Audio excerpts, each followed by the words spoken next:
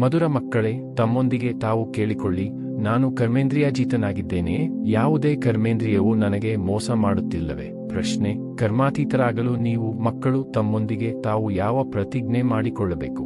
ಉತ್ತರ: ತಮ್ಮೊಂದಿಗೆ ಪ್ರತಿಜ್ಞೆ ಮಾಡಿ, ಯಾವುದೇ ಕರ್ಮೇಂದ್ರಿಯವು ಎಂದೂ ಚಲಾಯಮಾನ ಆಗಬಾರದು. ನಾನು ನನ್ನ ಕರ್ಮೇಂದ್ರಿಯಗಳನ್ನು ವಶದಲ್ಲಿಟ್ಟುಕೊಳ್ಳಬೇಕು. ತಂದೆಯು ಯಾವುದೆಲ್ಲ ಆದೇಶ ನೀಡಿದ್ದಾರೆಯೋ ಅದನ್ನು ಕಾರ್ಯದಲ್ಲಿ ತರಲೇಬೇಕಾಗಿದೆ. ತಂದೆಯು ತಿಳಿಸುತ್ತಾರೆ, ಮಧುರ ಮಕ್ಕಳೇ, ಕರ್ಮಾತೀತರಾಗಬೇಕೆಂದರೆ ಯಾವುದೇ ಕರ್ಮೇಂದ್ರಿಯದಿಂದ ವಿಕರ್ಮ ಮಾಡಬೇಡಿ. ಮಾಯೆಯು ಬಹಳ ಪ್ರಬಲವಾಗಿದೆ. ಕಣ್ಣುಗಳು ಮೋಸಗಾರನಾಗಿವೆ. ಆದ್ದರಿಂದ ತನ್ನ ಸಂಭಾಲನೆ ಮಾಡಿಕೊಳ್ಳಿ.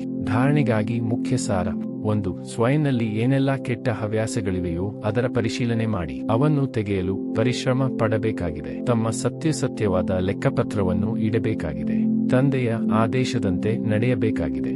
2. ತಂದೆಯ ಹೆಸರು ಕೆಡುವಂತಹ ಯಾವುದೇ ಕರ್ಮ ಮಾಡಬಾರದು. ತನ್ನ ಉನ್ನತಿಯ ಚಿಂತನೆ ಮಾಡಬೇಕಾಗಿದೆ. ಸ್ವಲ್ಪವೂ ಕುದೃಷ್ಟಿ ಇರಬಾರದು.